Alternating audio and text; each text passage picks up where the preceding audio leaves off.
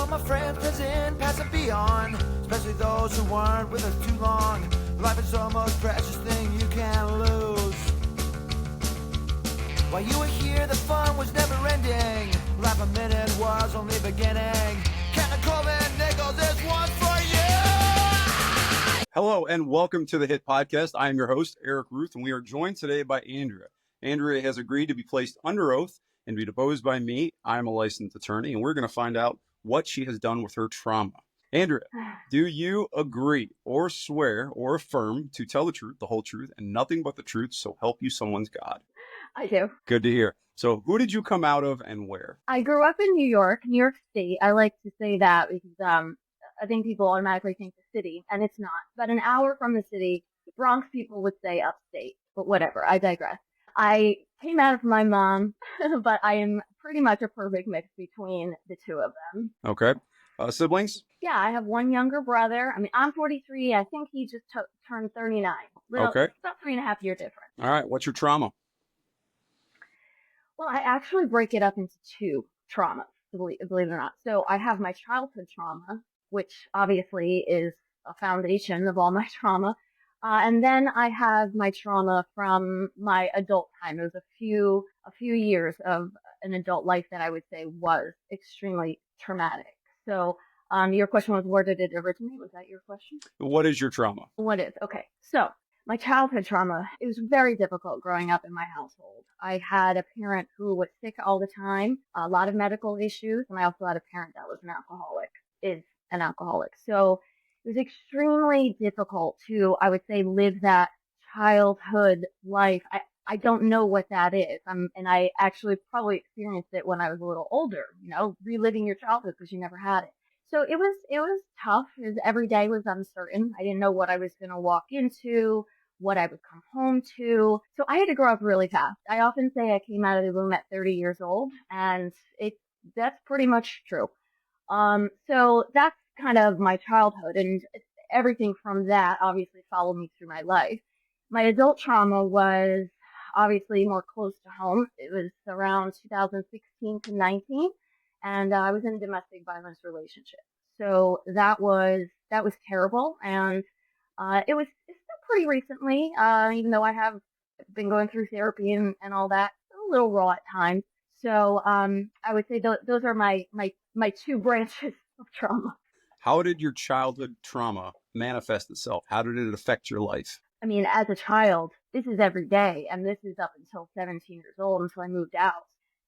It's like a series. It's like this boulder that you're pushing up and up a hill, and then it just come tumbling with it. So it was kind of constant. When you say manifest, to me, manifest means like come about or like the root of it. And obviously that was from my parents. My dad is super, super smart guy, like so super smart, very analytical, very logical person. He was hardly home though, the man providing for his family type of thing. As a child though, it was really difficult to understand addiction and, the disease of alcoholism. And as a child, you try to understand. I said I was very well aware. But I didn't know what to do about it. I wanted to control it. I thought I could control it. And that was something that was very difficult for me as a child. Every day walking through life, thinking that I had to do something, but I didn't know how, so I was failing and I was hurting everybody else. So that's let's stop there a second. Let's stop there a second. Sure. How were you hurting people? I felt like if I wasn't on all the time, if I didn't have my eyes open, if I wasn't looking behind my shoulder, something could have happened, something unsafe. I mean, it happens many times as a child. My father had to go to the hospital a few times for his health issues. One being, he's a diabetic, type 1, the juvenile diabetes. I mean, without regulating insulin, and there was no insulin pumps back then, he's shooting himself with needles and stuff. I had to recognize when something was wrong, and I had to take action. My action, what I was taught, was to get orange juice with a bunch of sugar and mix it up and give it to him. That was a rule. Like, that was something I had to always look out for. So if something happened and I wasn't there, or maybe I wasn't fast enough, I would say like, it's my fault. Like it's my fault that something may go wrong or something like that. So, and then of course with my other parent, it was, I kind of always had to be on watch too, because what if something was on the stove, or what if my brother left the house and was, escaped the house, and I'm the one that has to go chase him. That happened before. So it was a very unsafe and uncertain situation. So I felt like I always had to be very observant. And if something happened, again, I thought that it was my fault because maybe I couldn't catch it on time. I think a lot of responsibility was placed on me, and I took not only the responsibility of just looking after my brother or doing the dishes, I kind of took it on as a whole adult kind of responsibility starting from the age of 6. So that's been tough, and how it affected me in my life. I mean, that kind of stuff travels with you. I need to feel safe in every situation that I am in as an adult. I mean, that I could touch on the adult trauma that comes into play too here, but I always just kind of am looking around to make sure everybody's okay. If I walk into a restaurant, I know who's in what seat. I already know what they're eating. I know where the exits are. So that's a little exhausting. I don't think about it. It's just natural right now. I walk into a place, scan everything. Where are the men? Okay, okay. Is this a safe place? Okay, I'm gonna sit in. So it's tough. I don't recognize that that's happening, but it is a lot. You said you were aware as a kid that something was wrong, but when did you become aware that your trauma was affecting your daily life from your childhood trauma? To be honest, I want to say that it was even when I was a kid. I mean, I knew that back then, let's say I'll give this example, it was a little traumatic as a child. I was, again, always so scared. I always felt like I wasn't safe. I wanted to be around people, especially my parents, even though they might not have been really there for me. So, I actually I slept in their bedroom for years and years. And it started about 7 years old, 7 to 14. And I feel like at the age of 7, I started thinking, this isn't right. Like this is not okay. Like I shouldn't be in my parents' room, in their bed, sleeping with them, moving to the end of the bed, and then by the time I'm 14, I'm on the floor and in the couch in their room. So I was really young when I noticed and was very aware of my situation and seeing that this was not the norm, since no other friend of mine had these situations. Where was your brother when you were sleeping in bed with your parents? He was in his own room. He had his own room. Okay. So, what have you done to overcome or work on the trauma that you experienced as a child? When I was 17, I went to college, and I felt like I was finally on my own. I didn't have to look out for anybody because I wasn't in the same house anymore. I was on my own. I felt free. But also at that time, I said, okay, well, I still don't feel like a normal student here, and I felt like I really needed some help, and I didn't know what to do. Went to the student center, started speaking to somebody. So I started therapy then, and also started medication for the depression and anxiety that all this caused. Not to mention, I'm alone in a place, in a college. I did it all by myself, no help. I moved myself in. I mean, I'm alone here. So, So, inside your therapy, what were the modalities? What were the methods, the techniques you used? What exactly were you doing with your body to overcome this trauma? um, going to therapy and working on just my actual thinking, the CBT, cognitive behavioral therapy, talking it out. I need to talk things out, and I need somebody to tell me that I'm not crazy. I need somebody to tell me and also give me permission to whatever it is, XYZ, do this, don't do this. So it really helped me to have an authority figure, somebody who was smarter than me to give me guidance, because I've never had that. All right. And as far as your childhood trauma goes, it's going to be a two-part question. One, do you feel like you have overcome it, or you've been able to get a handle on it to the point where you can be a productive member of society without it affecting you too much? And if so, what do you do on a daily basis to maintain that resilience? Okay, so have I overcome it? On a scale of 0 to 100, I would say I'm a solid B plus. I'm an 85, 85 B plus. I'm beyond passing, but I'm not failing.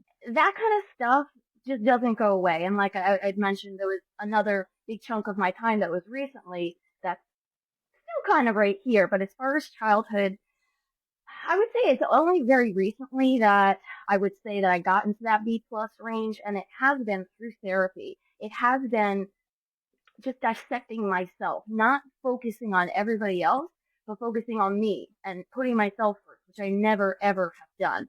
So I was doing great for a while. Then I got into that really bad spot, that bad relationship. Um, we could talk about that whenever. But after that, that's when I made the hugest change of my life. I fled that situation. I was on my own. I had to make my money again and get myself going. And and during that time, I swore off men. I said, I hate them. I hate them all. I don't even want anything to do with them. I'm out. And it was actually really good for me because at that time, it was right before COVID. I had started a business, so I was busy. My head, my thoughts were busy in that, so I couldn't think about all of the other things.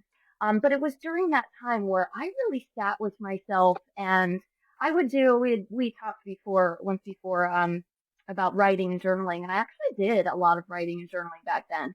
What Well, I did let's was, get into mhm, Andy, let's get into this your second trauma, this sure, relationship, because now we're getting into some what do you do there. yeah, So give me kind of give me the background in this relationship. sure.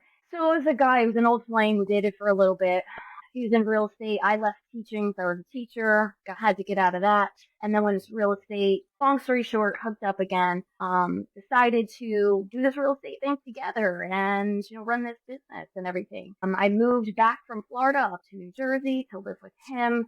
And things were going great for a while. He seemed like a really nice guy. But I'll get down to it. It's classic narcissist thing. And I didn't realize it. You don't realize it at the time that for years and years that you're brainwashed, and it took years of emotional and verbal abuse, and it took that one time it got physical for me to snap out of it and wake up.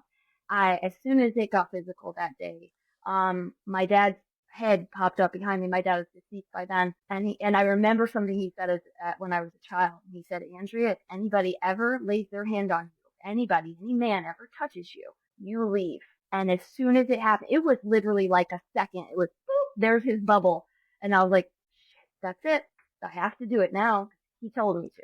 So, What was the difference between, and I'm going to put words in your mouth here and tell me if I'm wrong, of kind of accepting the verbal or emotional abuse versus having a bright line in the sand when it came to the physical abuse? I don't think I understand the question. Sorry. Sure. So you said that he had physically and I think verbally and emotionally Yeah, abused you, right? yeah, And you said the first time the physical abuse happened, you walked away. But yeah. before that, did you stick around when he verbally and emotionally abused you? And if you did, why? Why did you agree to stick hmm around then? Instead, when it became physical, you finally left. It's so crazy how that happens. And at the time, I didn't realize. It takes so long for you to realize that there's really something wrong here. It's a small kind of, it's a very long, drawn out process for these. Sorry, I'm probably gonna annoy people, for these men, these narcissists. I mean, it's like they have a plan and they know that it's a marathon and not a sprint. So you just going through life. Oh, this terrible thing happens. Oh, but we're gonna do something amazing to make up for it. And then that happens hundreds of times. And then again, for me, it took the physical part for me to just snap out of it and say, wait, this isn't okay. I back up and I'm like, wait, I don't have any friends. I'm locked inside all day. And I don't know anybody. I have no money. My financial independence is tied to him. What the hell am I doing? Because this isn't me. I mean, you think about that child and how I had to grow up and put myself through school and everything. And then here I am in this relationship acting like a child. It's just so backwards. Did So, you, sorry, did you think that you going into the relationship, staying in the relationship, had a connection to your childhood trauma? I'm sure it did. It probably did. I mean, I was looking for somebody to take care of me, I think. I think that was it. I really wanted somebody to take care of me. And I think he knew that and he took advantage of that. And I let him push it way too far, where I gave him everything. One day I literally, because I was just crying so much because I was just fell out of control, and I just need some help. I just need somebody to tell me what to do. Sure, I'll help you. So I literally took took my independence and put it in his hands. It was said just like that, and It that was helped me. sorry, was he ever diagnosed as somebody with narcissistic personality disorder, or is he somebody that just has a ton of narcissistic tendencies? Ton of narcissistic tendencies. At the time, he wasn't diagnosed with anything. Yeah, So, and I was one of those people, certainly, and I know they can be very manipulative. It's trying to give you the context of the question. I'm not trying to belittle your experience, sure. but it's been my experience that when I would manipulate, it's a slow burn, right? It's a gaslighting effect. And that's why I say Yeah, for a lot of people, and women have been in a relationship with me that I know I've done that, where you don't recognize it. You can't recognize the emotional and even verbal abuse because they gaslight you and make you think that it's your fault. Was that your right. experience? Exactly. Yeah. Yeah. Okay. It's that classic. It's classic. Open the dictionary, narcissist, all those. Yes. Okay. So when did you become aware? I suspect I'm going to know this answer. When did you become aware of the trauma that was being that you were experiencing? It was that. It was that time where it became physical. It was I it was that. It was my father's bubble here spoke to me, and I just kind of lived up. Just literally shook my head like, what am I doing? And then immediately I had to make my plan. That was really tough. Really tough. When when was this? 2000 I would say 2018 into 19 was the worst. Okay. Was the worst part of it all. So what did you do after that to? Well, actually, let me step back. How did that trauma start to manifest itself after you left? After I left, I didn't actually realize how much of an impact that relationship had and he had on me. I was terrified of men. Terrified. I would not go into a room with another man. Let's say down a grocery aisle. There's a man down the grocery aisle. Now I know it's a public place, but that's okay. I'll skip that one and go back.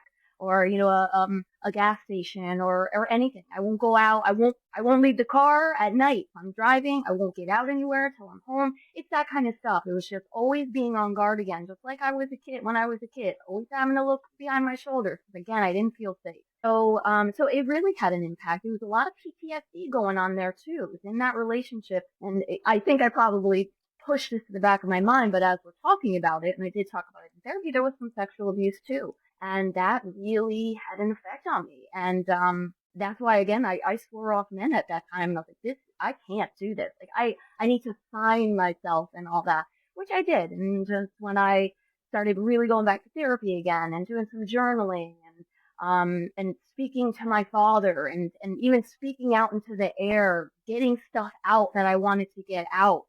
And that was helpful. Sounds weird. It's like I'm alone on my couch in my apartment that I worked really hard to get. And I just decided I just need to speak. I just need to get stuff out. And even though I was alone, it helped. It really helped. Well, that leads me to the next question. What did you do to work on this trauma? And you mentioned therapy and journaling. Journaling, of course, is Yeah. near and dear to my heart. What does your journaling process look like? When I journal, I actually like to retell stories of what happened in the past and then put my take on it. I would love to write a memoir in my life. It's one of my goals. So anytime I write, kind of writing for the book, um, but it helps me. It's my process of saying what happened, telling my story, and then kind of analyzing it to myself and then figuring out next steps. So I do journal. I've gotten a little into kind of the shadow work. I'm not sure if you heard of shadow work and Carl Jung psychology. Just Let's hear really it. deep, digging deep into the unconscious. The shadow is the dark parts of ourselves, the stuff that we keep hidden, the shame, the guilt, all of those things that we just keep repressed and hidden inside. And what shadow work does, and I don't have the book anymore, but there's guides and stuff, the questions that you can answer journaling and really just getting deep down into it and knowing that you don't have to share this with anybody either. This is just for you. You can say whatever you want, you can write whatever you want, no judgment. So I like that because that's the part in me that needed the work. It's the shadow, it's the dark part, it's the part that hurts. And everybody has the shadow. Did you share that with anybody? Any of your journaling? No, no. I don't share anything with anybody. Again, I really would love to publish a memoir someday. So I have it all in many different places. I have a domain name, everything. I have blogs. Nothing is published. Nothing is public, but it's Okay. there. So what do you do today to maintain your, what I call your resiliency, to be a productive citizen in this world? Well, I do have to hand it to my now husband. He is wonderful. He is completely opposite from anything I've ever known. He's very supportive. He understands where I've come from. We have had discussion. I mean, we met in COVID, so there was no dates out. It was just. Let me interrupt you there. I'm going to stop you for a second. Sure. How long between you left the last relationship and you started doing that work before you met your husband and obviously were open to a relationship? About a year. It was a year. It wasn't years or anything, but it was that year of being alone. And for me, that was a lot. I in my past had jumped from relationship to relationship. I think looking for I don't know. I do have my husband who's very supportive. I also still go to therapy. It's not, it's about every 2 weeks now. It's kind of a check-in thing. And if something's going on, it's a way for me to talk about it, to get it out as usual, whether it's journaling, whether it's talking, get it out. And like I said, I like seeing somebody who is an authority, who knows how to help me. Because I look at it kind of like a parent. Like I need this person to help me with certain things, certain questions. I may question myself, and just bouncing stuff off of somebody is very helpful. I think Yeah, everybody should have a therapist. I agree. I think so too. All right, just a few more minutes, a couple questions, couple rapid fire Sure, stuff here, okay? sure. What would you say to somebody that was in a similar circumstance as you that was facing the same kind of trauma? Reach out because you are never, ever, ever alone. It's I know it's tough because you feel like you are, and if you make a move that somebody might find out or whatever, but there is always somebody, whether you think there is or not, there is always somebody, even if you have to pick up the phone and dial some kind of hotline so you're not alone. What would you say to your perpetrators of your trauma if you could or have? I think for one of them, my childhood, I feel like it might be a little bit of a lost cause, to be honest, but I've accepted that, which is, it's okay. I'm accepting it. If I could say anything, I wouldn't want to say anything. I would just turn around and walk away. I have nothing to say to this person, that I feel took a lot of my life away. But when I turned around, I would say to myself, good for you. Good for you. You're stronger than you know. Keep moving forward. Absolutely. And good for you, Andrea. It is clear that you've done a lot of work on yourself Thank you. to get to the point where you can be a productive member of society. And I want to commend Thank you on you. that. So tell the Thanks. people where they can find you, what you're up to today. Yeah, so my kind of hobby is social media selling. So I sell jewelry, have a nice little community of women, and in that process, have really gotten into social media marketing, and I help women entrepreneurs and startups start their online businesses and help them with their social media to get them out into the world. That's awesome. And congratulations on that. Best of luck going forward. Thank you. Thanks so much. Thank you for Absolutely. having me on. Absolutely. Well, this has been another episode of Hit with Andrea. I am your host, Eric Ruth. And it is clear that Andrea has done the work to overcome her trauma in a way that she can be a productive member of society. If you have a story of trauma you'd like to share and how you've overcome it, please reach out. I can be reached at goodly25@gmail.com, or you can find me on the Honesty Experiment. Thank you very much and have a good one. Thanks. Bye-bye.